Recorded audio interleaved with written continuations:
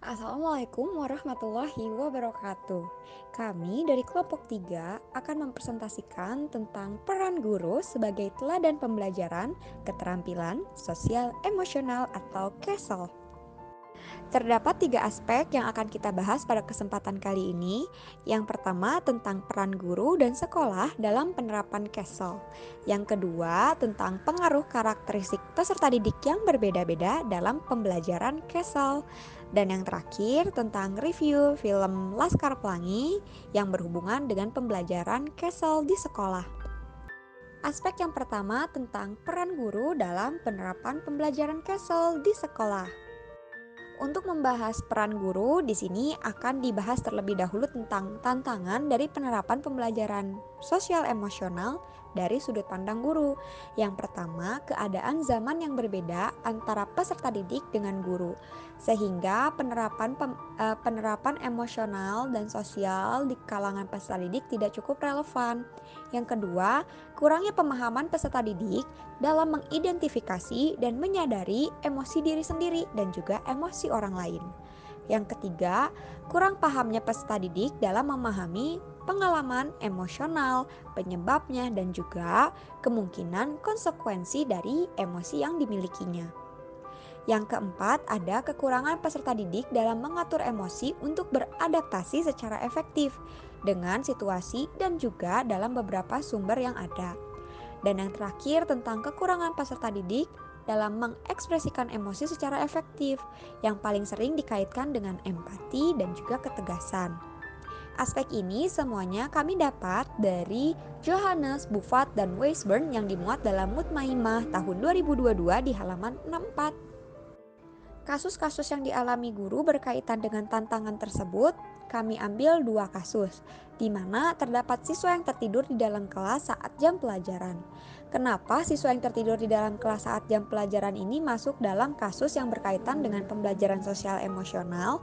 Karena siswa yang tertidur saat jam pelajaran menunjukkan perilaku yang kurang menyadari emosi orang lain, yaitu guru dan teman-temannya, dan juga kemungkinan konsekuensinya dari tidur di dalam kelas, yaitu dia melanggar tata tertib dan peraturan di sekolah sehingga dia tidak melakukan pembelajaran secara optimal. Dan kasus yang kedua, siswa memakai sepatu putih saat tidak jam pelajaran olahraga. Kenapa kasus ini masuk dalam kasus pembelajaran sosial emosional? Karena hal ini menunjukkan sikap siswa yang kurang mampu mengatur emosi, di mana ia sangat ingin menggunakan sepatu putih tersebut namun tidak mampu melihat situasi dan keadaan, di mana hal tersebut itu dilarang di sekolah. Anak yang sudah mulai masuk sekolah perlu belajar beradaptasi dengan lingkungan agar anak mampu mencapai tujuan yang diharapkan ketika di sekolah. Dengan ia memakai sepatu putih saat tidak jam pelajaran olahraga, maka siswa tersebut akan dihukum sehingga tujuan yang diharapkan untuk peserta didik tersebut di sekolah tidak mampu tercapai, yaitu kedisiplinan.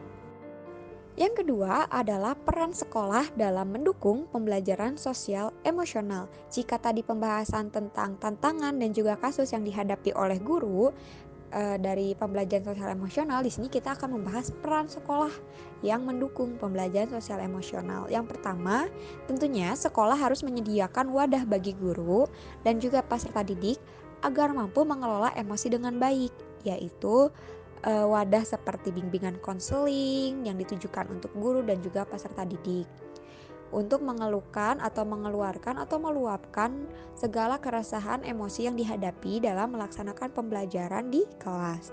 Yang kedua adalah pemenuhan sarana dan prasarana bimbingan konseling untuk guru dan peserta didik, di mana ruangan yang cukup memadai untuk peserta didik dan juga guru mengungkapkan emosi yang dihadapinya. Yang ketiga, mengadakan pelatihan untuk guru agar memperoleh pengetahuan tentang keterampilan emosional, baik dalam mengelola emosi, menangani emosi yang muncul, dan juga menyalurkannya. Dan yang terakhir, menyediakan media informasi tentang pengelolaan emosi di mading yang ditujukan untuk guru ataupun siswa yang juga mengalami kendala terhadap pengelolaan emosi. Dari semua peran sekolah untuk mendukung pembelajaran sosial emosional, terdapat juga tantangan tersendiri untuk memenuhi peran sekolah tersebut, di mana dana yang dibutuhkan itu cukup banyak untuk mendatangkan ahli, di mana mendatangkan ahli ini tujuannya untuk melatih guru-guru dalam mengelola emosi dan meningkatkan keterampilan emosional guru. Pembahasan kedua tentang karakteristik siswa yang beragam mempengaruhi penerapan CASEL. Menurut kelompok kami, karakteristik peserta didik yang beragam itu mempengaruhi penerapan pembelajaran sosial emosional. Karena penerapan pembelajaran sosial emosional ini berkaitan dengan ranah perkembangan kognitif siswa, pengalaman, dan juga lingkungan sekitar di mana siswa tersebut tinggal, baik lingkungan rumah dan juga lingkungan sekitar rumah. Di mana karakteristik setiap peserta didik yang berbeda-beda tersebut membuat penerapan pembelajaran sosial emosional terasa penuh kendala. Guru harus mampu mengetahui siswa mana yang memiliki kesulitan dalam menyadari emosi atau perasaan yang sedang dihadapi. Siswa mana yang sudah baik dalam mengelola kesulitan tersebut. Hal ini terlihat mudah jika beban tugas mengatur guru hanya sebanyak 36 siswa. Namun, jika guru harus mengajar dengan jumlah siswa yang banyak, maka kendala tersebut akan muncul.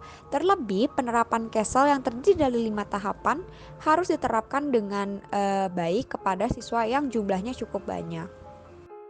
Aspek yang ketiga berkaitan dengan film Laskar Pelangi dengan penerapan CASEL di sekolah. Pada aspek ini pembahasan terbagi menjadi dua. Yang pertama ialah Laskar Pelangi dengan peranan guru sebagai agen perubahan. Hubungannya apa sih? Hubungannya adalah guru atau Bu Halimah mampu melihat bakat dalam setiap peserta didiknya, dan Bu Halimah mampu berusaha sekuat tenaga agar bakat dari setiap peserta didiknya mampu disalurkan dan dilihat, bahkan diapresiasi oleh masyarakat luas, tanpa melihat status ekonomi dari setiap peserta didiknya. Dan Bu Halimah mampu menghantarkan peserta didiknya dalam keberhasilan, yaitu di dalam lomba dengan pengembangan bakatnya, di mana siswa yang bakatnya ilmu pengetahuan atau ranah kognitif, mereka mampu berhasil menang di dalam cerdas cermat. Dan siswa yang memiliki bakat di seni itu mampu berhasil dalam lomba pawai kesenian. Tindakan Ibu Halimah ini mengantarkan siswanya menjadi generasi muda yang berprestasi dan membuat Ibu Halimah menjadi agen perubahan yang membawa perubahan pada lingkungan sekitar akan diskriminasi dalam ranah ekonomi, menerapkan pembelajaran non-judgment sehingga para siswanya mampu memiliki karakter non-judgment bahkan kepada temannya yang memiliki Down syndrome. Lantas, hubungan film Laskar Pelangi dengan pembelajaran sosial emosional ini di mana? Nah, hubungan film Laskar Pelangi dengan pembelajaran sosial emosional ditunjukkan dalam film tersebut, di mana Ibu Halimah banyak mengenalkan afirmasi positif kepada peserta didiknya dengan mengungkapkan siapa yang dapat membuat teman lainnya tersenyum, maka ia akan mendapat pahala yang besar, sehingga peserta didiknya pun sangat menghargai satu sama lain dan membantu satu sama lain. Bu Halimah pun sering menenangkan siswa-siswanya secara intim. Hal ini ditujukan untuk mengenal mereka lebih dalam. Dan ketika Bu Halimah mengenal mereka lebih dalam, Bu Halimah pun mampu merangkai langkah-langkah yang tepat untuk membantu mereka baik dari ranah akademik dan non-akademik.